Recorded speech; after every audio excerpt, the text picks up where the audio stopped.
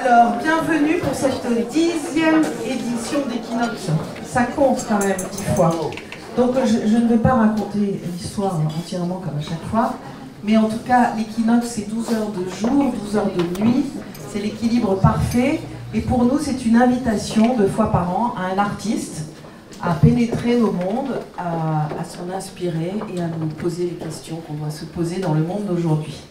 Alors, pour cette 10e Equinox, nous avons le plaisir d'accueillir Patrick Corillon. Enfin, en tout cas, il nous a fait l'honneur d'accepter notre invitation. Patrick est un conteur, un artiste des mots.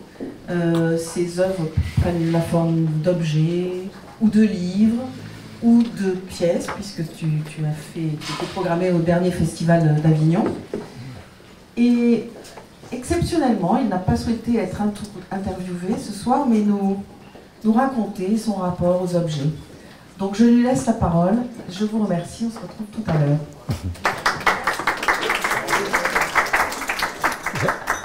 l'heure. Comme je vais vous montrer des objets, je les surélève un peu. Merci beaucoup Pascal, merci beaucoup Françoise, Jean-Luc, Sophie et toute l'équipe de Camille Fournet, parce que c'est un moment magnifique. J'ai vraiment senti la confiance qui était pour ce projet et ça donne beaucoup d'appétit.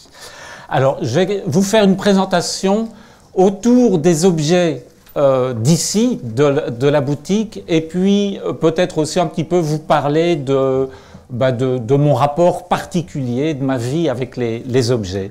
Donc pour ce qui est de la vie secrète des objets, ici de chez Camille Fournet, je me souviens, moi, la première fois que j'ai ouvert la porte de la boutique et que je suis allé vers un sac, je me suis posé la question, c'est la question que tout le monde se pose, hein, en fait, c'est, mais est-ce que les sacs ont quelque chose à nous dire? Et donc j'ai écrit une histoire autour de ce dialogue qu'on pourra avoir avec les sacs, et il y a une histoire qui est là, quand je dis histoire, c'est 3 lignes, hein. Je vous la lis brièvement. Dès qu'un sac s'ouvre, il a quelque chose à nous dire. Voilà la conclusion que beaucoup d'entre nous ont tirée, constatant que leur sac ne s'ouvrait pas exactement de la même façon, suivant les objets qui se trouvaient à l'intérieur. Comme si les sacs nous interpellaient en fonction de ce qu'on les fait porter. Depuis 5 ans, une orthophoniste spécialiste de la lecture sur les lèvres analyse les différents mouvements d'ouverture des sacs pour déterminer s'ils sont porteurs d'une quelconque signification. Vu l'important retard pris par la remise de son étude, beaucoup se demandent si elle ne veut pas garder secrètes les confidences que les milliers de sacs observés lui ont murmurées à l'oreille. Alors, la deuxième histoire m'est venue à l'esprit quand je suis allé visiter la manufacture Camille Fournet à Tergnier. Et j'avais été vraiment très impressionné par la capacité de concentration que pouvaient avoir les artisans en face de leur machine quand ils découpaient des choses. J'avais vraiment l'impression qu'on pouvait trouver presque la même concentration que pourrait avoir un pianiste sur son instrument. Et la deuxième histoire, donc je vous la lis. Certaines matières, donc ici je parle du cuir aussi, hein, qui est utilisé pour les sacs et les... Certaines matières particulièrement sensibles, lorsqu'elles se sentent en confiance entre les mains d'artisans d'exception, n'hésitent pas à donner le meilleur d'elles-mêmes. Ainsi, les fines pièces de cuir destinées à devenir des bracelets de montre vont chercher à retrouver dans le tic-tac des machines à coudre qui les prennent sous leur coupe la petite musique des secondes qui s'égrèneront bientôt à notre poignet. Le plus émouvant vient pourtant des contreformes de ces mêmes bracelets qui, voués au rebut, n'hésitent pourtant pas à s'organiser en partitions dignes de symphonies mystérieuses à la gloire du temps qui passe. Cette deuxième histoire, on peut la lire ici et il faut vraiment presque se l'approprier parce qu'il faut passer derrière le miroir quoi, pour pouvoir la lire. Et donc ce rapport aux objets, je ne l'ai pas eu uniquement dans ce cadre-ci, mais c'est depuis toujours. Et je peux même dire le jour exact où j'ai pris cette conscience de mon rapport particulier avec les objets.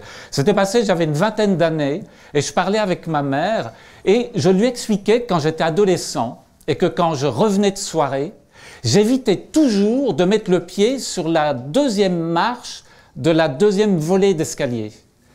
Parce que c'était une marche qui grinçait tellement que comme je rentrais tard, je ne voulais pas que mes parents soient réveillés par la marche. Et là, ma mère, elle m'a dit, mais attends, c'est incroyable. Parce que, bon, c'est une maison familiale. Hein. Elle me dit, c'est incroyable. Parce que moi, quand je rentrais de soirée, je l'évitais déjà, cette marche-là. Elle disait, mais moi, c'était encore plus terrible qu'à ton époque, parce que l'horloge qui était sur le palier me disait, toi, elle était cassée, elle ne fonctionnait plus. Mais moi, à mon époque, elle fonctionnait toujours. Et donc, ma mère, elle m'expliquait qu'elle rentrait de soirée toujours après la demi des heures.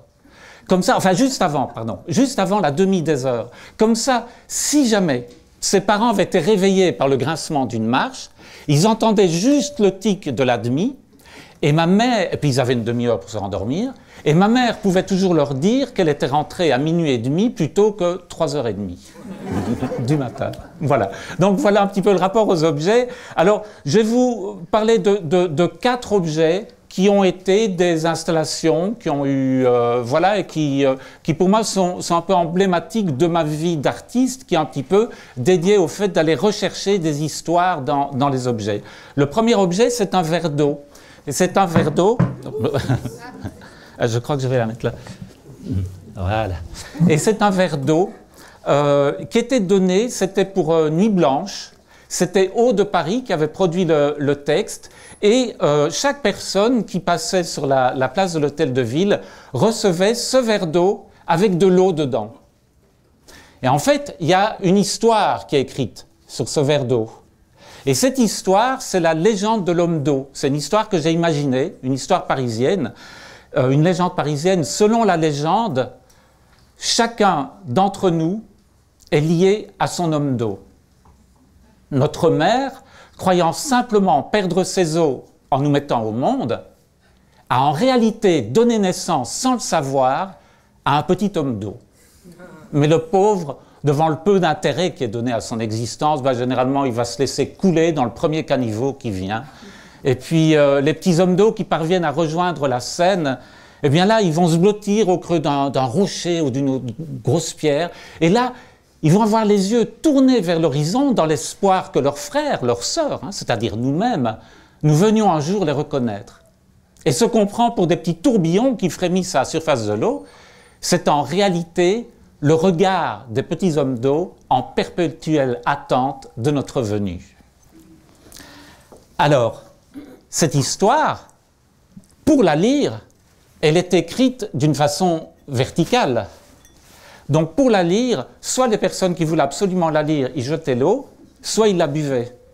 Mais ce qui créait un rapport très fort, parce que soit ils avaient jeté leur homme d'eau, soit ils le sentaient vraiment à l'intérieur d'eux. Alors, ceci, ce sont des fleurs en papier, des coquelicots, et des coquelicots qui avaient servi pour le lancement de Flower by Kenzo. Il y avait 100 000 coquelicots comme ça, qui avaient été plantés sur des places, place de Victoire, dans des rues à Paris, et ils étaient vraiment donnés aux Parisiens. Et ces coquelicots possédaient chacun une petite histoire qui était enroulée le long du coquelicot. J'avais écrit 30 histoires différentes, très très courtes, et chaque histoire parlait du rapport particulier qu'on peut avoir avec un coquelicot. Par exemple, j'expliquais que si on avait confié un secret très très important pour nous à un ami, et puis qu'après on avait un peu des doutes, qu'on se disait peut-être que cet ami va le divulguer, ce secret, pour s'en assurer, il faut le redire, ce secret, au creux d'un coquelicot. Et le soir, si les pétales du coquelicot se sont refermés sur eux-mêmes, ça veut dire que le secret est bien gardé. En revanche, si les pétales sont éparpillés un peu partout, ça veut dire que tout le monde le connaît déjà. Alors, le troisième, et aussi l'idée qu'il y avait eu avec ça, c'était qu'il y avait 30 histoires, et donc les personnes commençaient à voir qu'il y avait des histoires différentes dans un coquelicot, et donc comme c'est naturel, chacun essayait d'avoir la collection des 30 histoires, ce qui faisait que dans la rue, les personnes qui avaient leur bouquet de coquelicots se lisaient les uns les autres l'histoire pour savoir s'ils l'avaient ou pas. Et donc, c'était la transmission des histoires par le biais des coquelicots. Alors, le troisième objet, c'est un éventail. Donc, on m'avait demandé d'écrire une histoire à partir d'un éventail. Et c'est comme ça que eh bien, j'ai raconté l'histoire de l'enfant à l'éventail. Ça, c'est le papier sur les micros. Alors, je sais pas, tout le monde le voit bien? Oui? Bon. Non, parce que je vais les mettre, j'essaie de le mettre comme ça, c'est gentil. Alors, le projet que j'avais fait, c'était des poupées de papier, hein, des personnages qu'on peut habiller. L'enfant à l'éventail, eh ben, c'est un enfant, comme on peut le voir, qui est un enfant modèle. Hein, il est très beau, il est très curieux et il parle très bien. Et cet enfant, ben, il a juste un petit défaut. Il a, cet enfant, la main gauche qui tremble continuellement, pas très fort, mais tremble tout le temps. Alors, pour essayer de dissimuler ce petit problème, ses parents lui donnent un éventail. Et il a tout le temps dans la main un éventail. Comme ça, on a l'impression qu'il a trop chaud et on ne voit pas le problème. Et cet enfant grandit, il fait des brillantes études. Il fait le droit et une fois qu'il est devenu adulte, eh bien, il devient un brillant avocat. Il est tellement brillant, cet avocat, qu'il défend les causes les plus dures à défendre. Et il se rend compte d'une chose, hein, il dissimule sa main dans son dos pour ne voir pas qu'elle tremble, mais que plus il défend des êtres abjects qui ont commis des actes abominables, plus il parvient à les défendre, moins sa main tremble. Et parfois, en plein milieu d'une plaidoirie, il peut se lancer dans des effets de manche qui laissent la partie adverse sans voix. Sa main ne tremble plus du tout, tellement qu'il se pose des questions. Il se dit, mais est-ce que ma main, ce ne serait pas la main du diable? Et pour répondre à cette question, eh bien, il décide d'aller voir son oncle. Il prend son cheval pour aller voir son oncle. Alors ici, on peut choisir le harnais, hein, du cheval. Et donc, son oncle, ben, c'est quelqu'un qui a toujours été tellement bienveillant avec lui et qui a toujours eu une parole très franche. Donc lui, il lui dira. Il réveille son oncle pendant la nuit, il n'a même pas eu le temps, juste le temps de mettre son chapeau, il est toujours en pyjama, et il veut lui expliquer ce qui lui arrive, mais son oncle l'interrompt. Il lui dit, « Oh, mon neveu, tu arrives vraiment à point nommé, parce que à l'instant même, j'ai besoin d'un avocat de ta trempe pour me défendre. » Mais te défendre de quoi, mon oncle? Tu es l'être le plus merveilleux qui soit, le plus bienveillant qui soit. Oui, mais en ce moment, je suis en train d'accueillir dans ma maison l'être le plus maléfique du monde. Oh, il se rend compte que c'est pour lui. Alors il part dans les bois, il est dans les bois, et puis il rencontre un bûcheron. Alors, il voit le bûcheron, et puis il dit au bûcheron, « Coupe-moi la main !»« Non, dit le bûcheron, je t'en supplie, coupe-moi la main. Jamais je ne ferai du mal à mon prochain, mais c'est pour mon bien. Jamais. » Alors il part dans les bois comme un fou, et là, il a l'impression que même les racines se mettent à rire de lui, et que le diable est partout, qui ricane. Et puis à un moment dans les bois, il voit apparaître la Sainte Vierge. Ça. Bon, c'est la statue, hein, de la Sainte Vierge qui est dans cette petite chapelle. Mais enfin, peu importe, il s'agenouille au pied de la statue. « Sainte Marie, Mère de Dieu, délivre-moi du mal. » Il y a une petite chapelle, mais juste à côté de la chapelle, il y a un arbre. C'est la pleine lune, il y a un peu de vent, et sous l'effet du vent, l'arbre tremble un peu, si bien que ça fait une ombre qui tremble sur la main de la Sainte Vierge. Non, non, pas toi aussi. Alors il s'enfonce dans la forêt, et puis il voit une grotte, il va à l'intérieur de la grotte, il fait tout noir, mais il entend un soupir. C'est le soupir d'un ermite qui était dans la grotte. Alors on peut choisir là au moins 10 barbes différentes pour l'ermite. il voit cet ermite couché dans la grotte, il se dit « mais c'est ma chance ». Alors il lui raconte tout ce qui s'est passé avec sa main. Et l'ermite, d'une voix vraiment très très fatiguée, lui dit « c'est bien, c'est toi que j'attendais. Je vais bientôt passer de l'autre côté. Est-ce que tu veux bien me fermer les paupières ?» Oui. Alors, il tend sa main droite pour fermer les yeux de l'ermite, et l'ermite lui dit non, pas cette main-là, l'autre, la sinistre. Mais je t'ai dit que c'était la main du diable. Non, ce n'est pas la main du diable, c'est la main des hommes. C'est la main qui tremble entre le mal et le bien. Alors il tend sa main vers les yeux de l'ermite. À un moment, comme si elle avait choisi sa main, comme si elle avait choisi son camp, elle ferme les paupières de l'ermite qui meurt. Puis il redescend de la forêt. Il va retrouver son oncle. Il va regarder son oncle bien en face et lui dit « Mon oncle, maintenant, je peux vraiment m'occuper de ton cas. » Il met sa main devant ses yeux, il ferme les yeux et son oncle tombe raide mort. Alors, il sort l'éventail de sa poche, il l'avait toujours gardé dans sa poche, il l'ouvre, il le dépose sur le visage de son oncle. L'éventail tremble un tout petit peu, hein, c'est le dernier souffle de l'oncle. Et puis après, eh bien, il monte sur son cheval noir et il continue sa mission à travers le monde.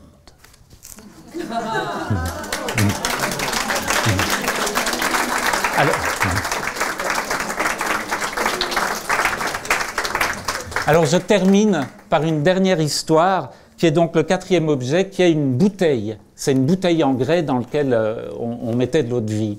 Et j'y tiens beaucoup parce que ça vient des Ardennes, c'est originaire, comme moi, des Ardennes. Et il y avait une coutume, on m'avait raconté ça quand j'étais petit, qui faisait que quand des personnes faisaient construire une maison, dans les Ardennes il y a longtemps, hein, et qu'il manquait de respect aux artisans, aux maçons, les maçons, pour se venger, introduisaient ces bouteilles de grès dans les murs, et puis ils les dissimulaient, il y avait vraiment juste l'ouverture, et comme ça, quand il y avait des nuits de tempête, ça se mettait à siffler dans la bouteille, et on avait l'impression que la maison était hantée. Et il se fait que quelques années plus tard, quand j'avais une vingtaine d'années, c'était un de mes premiers emplois, j'étais chroniqueur dans un journal ardennais qui s'appelle Vers l'avenir. Et là, je faisais des chroniques de théâtre et d'exposition, mais j'avais demandé pour pouvoir faire un feuilleton. Et j'ai fait un feuilleton pendant un an, un épisode chaque mois. Et le premier mois de ce feuilleton, eh bien, c'était justement autour de ces bouteilles. Ça s'appelait Le mur hanté. Et donc, je vais vous raconter brièvement le premier épisode. Alors, ça ne se passe pas dans les Ardennes, mais ça se passe à Paris. Ça se passe à Paris autour de 1900. Il y a un auteur qui s'appelle Ernest Lottimer. C'est un auteur qui écrit des chansons et qui est très connu quand même s'il a une trentaine d'années, mais il est assez connu pour ses livrets d'opéra. Il a beaucoup de succès pour ses livrets d'opéra. Et il a tellement de succès que, fort de l'estime qu'il a, il apprend que la place du directeur de l'opéra se libère et il postule pour être directeur de l'opéra. Et un soir, il est chez lui dans son salon. Il a ouvert la porte sur leur jardin et il écrit des lettres, il essaye d'avoir des soutiens de personnes éminentes. Et au moment où il écrit, il voit une ombre qui arrive du jardin. Et une ombre qui ne se dévoile pas, qui lui dit « Cher monsieur, retirez-vous automatiquement de la course de l'Opéra de Paris, parce que si vous ne vous retirez pas, je révélerai à tout le monde qui fut votre père, quel infâme anarchiste ça a été. Et quand on saura que c'est l'engeance d'un être aussi pitoyable qui cherche à devenir directeur, vous serez la risée du tout Paris. » Il ne comprend pas, Ernest Lottimer. Bon, il n'a pas connu son père. Hein. Quand il avait 2 ans, eh bien, son père est parti pour la guerre et il est mort en héros à la bataille de Sedan. Et il va quand même s'entendre confirmer ça près de sa mère. Sa mère lui dit « Mais oui, je te le jure, ton père est mort en héros à la bataille de Sedan. » Mais elle met tellement d'insistance pour lui dire que son père est un héros qu'il trouve ça un peu suspect. Alors il va aller voir son parrain, qui est un compagnon de régiment d'Ernest Lottimer. Il était là et lui dit, mais mon père, est-ce qu'il est vraiment mort en héros? Écoute, je dois t'avouer, oui, ton père est bien mort en 70 à Sedan, mais il n'a pas été tué sous des balles ennemies. Il était tué par les siens, comme un chien dans une grange battu par les vents. Il lui dit, ton père, c'était un pacifiste et il a dû être dénoncé. Il dit, en plus, ton père, il avait un talent particulier. Ton père, c'était un ventriloque. Et dans les longues marches avec le régiment, eh bien, lèvres serrées, il pouvait chanter des chansons anarchistes. Personne ne savait d'où ça venait. Mais il sentait quand même qu'il était menacé. Et oh, je m'en veux tellement. Hein. Il m'avait fait promettre que si jamais il lui arrivait quelque chose, je puisse te donner son carnet de chansons. Parce que tu sais d'où tu tiens cet amour des chansons. Oui, il avait un carnet de chansons, je devais te le donner, mais une fois qu'on l'a abattu, ben on est allé le jeter dans une fosse commune et je n'ai pas pu voir où elle était parce qu'on m'a retenu pour m'interroger, on me soupçonnait moi aussi. Bon, Ernest Lottimer, il sait que sa carrière, elle est finie à Paris, et puis il n'a qu'une obsession, retrouver le carnet de son père, c'est quand même son seul héritage. Alors il décide d'aller tout près de Sedan. Le parrain a tellement bien décrit la grange où on l'avait abattue qu'il la retrouve. Elle est en ruine. Mais le lendemain, il va voir le maire de la commune et il veut acheter cette grange. Et il veut l'acheter même à un bon prix. Jamais, il lui dit le maire, jamais on ne va donner une maison à un Parisien. Et puis oubliez cette histoire, ça fait une trentaine d'années que l'épisode a eu lieu, essayez de passer à autre chose. Il ne peut pas passer à autre chose. Il retourne dans la grange et puis 4 jours plus tard, le maire arrive. Elle lui dit « Ah, ben votre persévérance, elle est quand même vraiment digne de respect. Écoutez, c'est très bien, j'accepte de vous vendre, au nom de la commune, de vous vendre. » Et il la vend à un prix extrêmement exorbitant. Et puis il dit « Écoutez, et en plus, hein, moi, mon métier avant, c'était d'être maçon. Je vais vous aider à reconstruire cette ferme. » Et il l'aide à monter les murs. Et pendant les travaux, la nuit, Ernest Lottimer dort dans cette grange en train d'être construite. Dès qu'il y a un peu de vent, il est réveillé parce que c'est comme s'il entendait la voix de son père. « Ernest, Ernest !» Bon, chaque soir, c'est comme ça. Enfin, dès qu'il y a du vent, il perd presque la raison. Hein, il l'erre. Enfin, sa raison vacille, mais c'est bon. Il tient jusqu'au bout. La grange est totalement refaite. Et là, comme pour fêter le fait que la grange soit terminée, une tempête, mais plus forte que jamais, se lève. Et là, la voix de son père, elle est plus présente que jamais.